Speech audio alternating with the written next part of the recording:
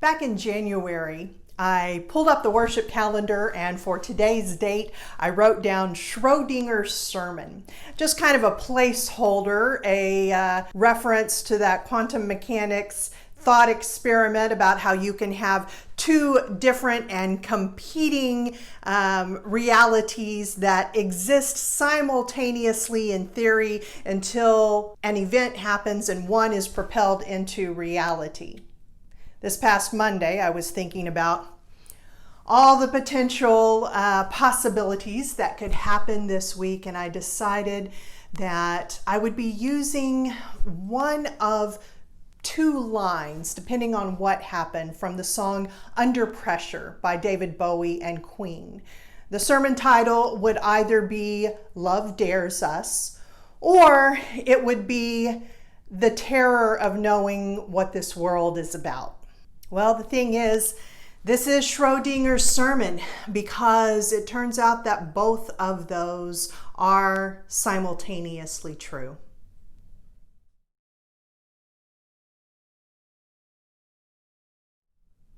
Many of us were still hoping, still holding on to some shreds of hope that the things that we have seen as a country the past 4 years, the behaviors that have supported racism and totalitarianism and sexism and an anti-science attitude and cruelty, we were still holding on to the hope that this country would overwhelmingly reject all of that and repudiate it.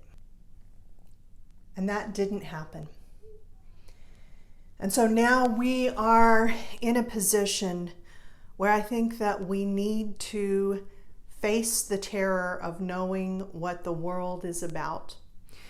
If we can face it and acknowledge it, then we can grieve it. And I think that we need to grieve that before we can move on to do the work that needs to be done. This is something to grieve, and we were not naive to still hope in something better. We should always hope that we will see our country make choices that are better than what we have seen in the past, that show that as a country we have matured and learned and become more compassionate and more focused on justice. I don't think that we should ignore this. I don't think that we should just try and brush it away.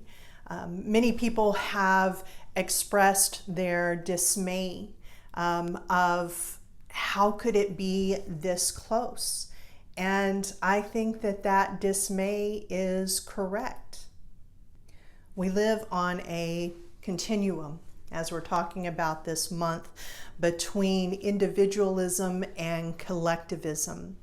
And I think that we need to acknowledge that yes, there are collectivist movements that propel us closer to beloved community. They propel us closer to creating wholeness for all people. But we also have to acknowledge that there are collective movements that do the exact opposite of that. Collective movements who believe that there are certain privileges that should be reserved for only a select few or certain kinds of people. Facing that reality and grieving it. Again, we should be sad over this, but facing that reality is going to give us what we need so that we can try and make meaningful change in this world. And I think that there is value in also looking closer at the collectives that we ourselves are in, not just the collectives that we have chosen, but the collectives that, whether we want to or not, we are a part of simply as an accident of birth based on our race or our gender or sexuality, or other elements such as that. Even if we didn't choose it, we are part of those different collectives. Is there work that we can do within them? Let me be very clear. I am not a voice that today is going to call for unmitigated unity. And I absolutely am not going to say that someone who is a part of a group that has been systemically abused and oppressed, that they should then turn and invite their oppressor, their Trump neighbor, to a picnic. And yet, I think that someone has to. Bear with me on this. There's a pragmatism that I think we need to consider. And that is for those of us who are in certain collectives, is there work that we can do inside them? Are there relationships that we can create while still being true to who we are? I did not choose to be a white woman. However, when someone points out something wrong that is being done by another white woman and says, hey, come and get your people, perhaps that is mine to do.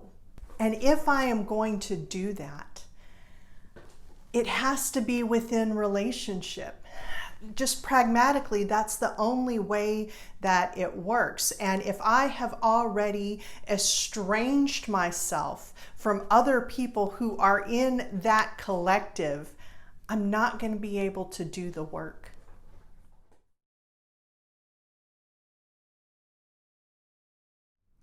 Love dares you to care for people on the edge of the night, people who have been so manipulated through cult-like tactics that their very souls have been damaged. I am not just spiritual, I am religious.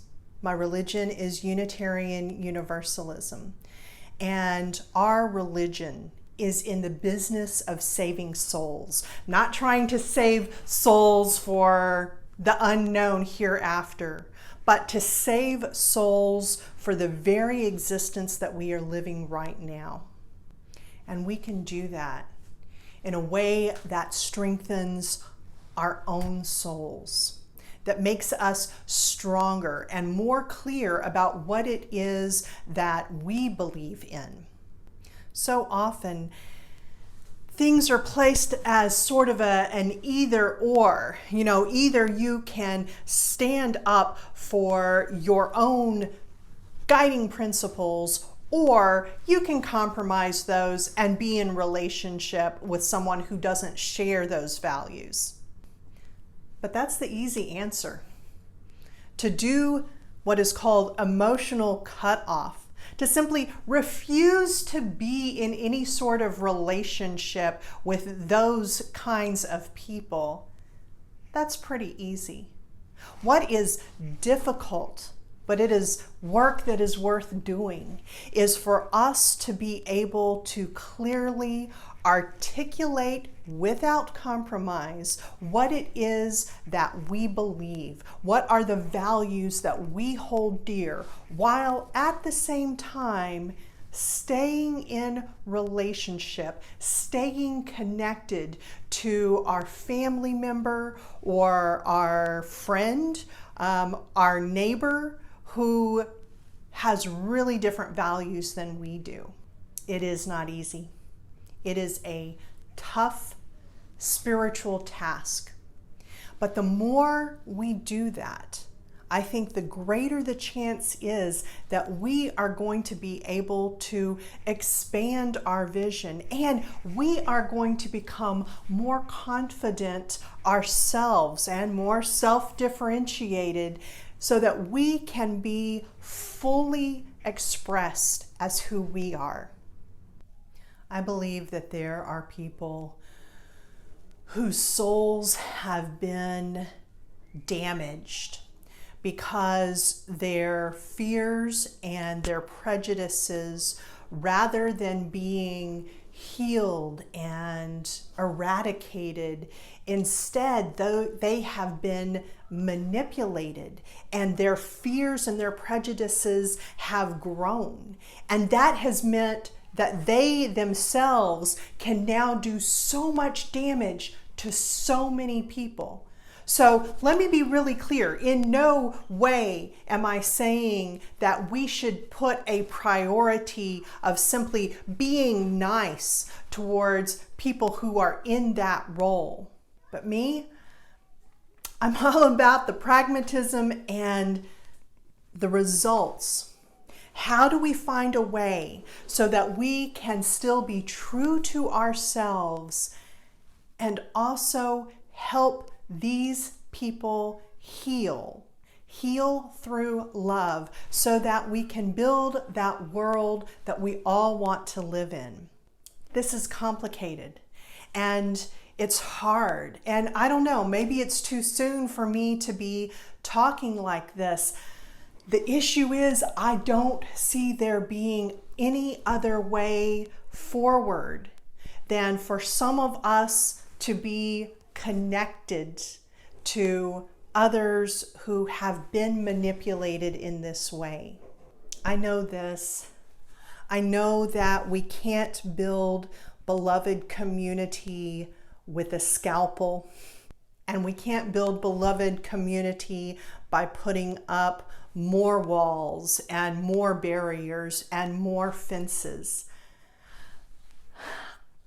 I don't know that there is any other way to do this than to go over to our neighbor and just talk about how things are going. Don't have to get into politics, religion, or anything else. There's a reason why people talk about the weather, while still keeping our signs in the front yard that say this is a home where we believe that Black Lives Matter, but still making that connection with that neighbor. It's not easy. I imagine it's not supposed to be easy, but I do believe that healing comes through love. And I believe that we can love someone even if we don't respect their choices. Love is not just a feeling. Love is a choice that each one of us gets to make. We get to decide we will love. We get to decide who we will not love. For me, I've just kind of decided that I love you and there's nothing you can do about it is not something that I can only follow with the people for whom it is easy to love. I am choosing to claim this as a matter of purpose and as a matter of my own self-identity. It is fierce and it is hard. I love you, and there's nothing you can do about it. We often will talk about self-differentiation, and I have used the metaphor of being in a dance space and how we each have our own dance space. This is my dance space. That is your dance space. My love is in my dance space. I get to choose who I love. And sorry, this is one thing where the other person gets to make their preferences about boundaries. They get to make their preferences about whether they will be in relationship with me, but they can't stop me from loving them. And I think that we also have the work of loving ourselves.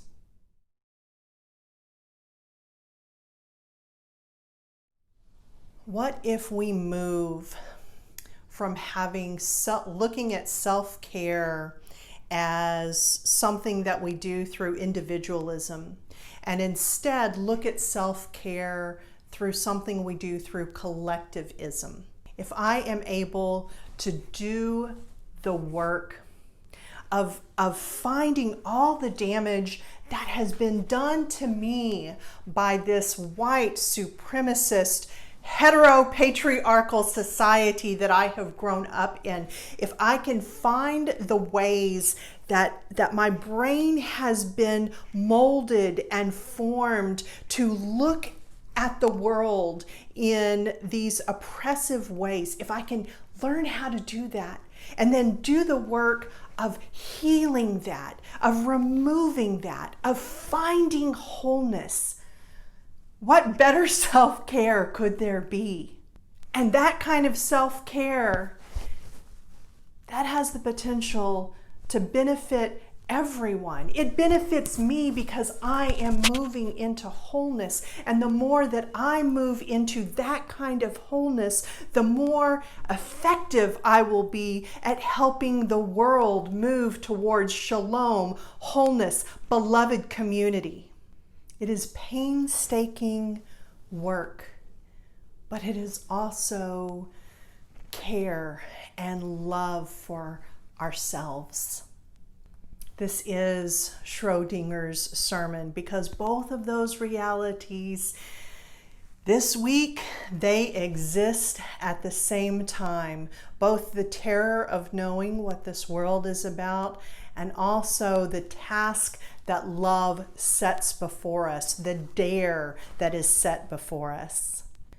The work that is set before us today is the same work that was set before us 4 years ago, is the same work that the prophets all those years ago tried to extol their people to do, to work for justice and righteousness and to deliver others from their oppressors. I do believe that the arc of the universe bends towards justice, but it does not happen fast, and it will take all of us, all of humanity, to bring our weight upon it. As the saying goes, if you want to go fast, go alone. If you want to go far, go together. I invite you to come with me.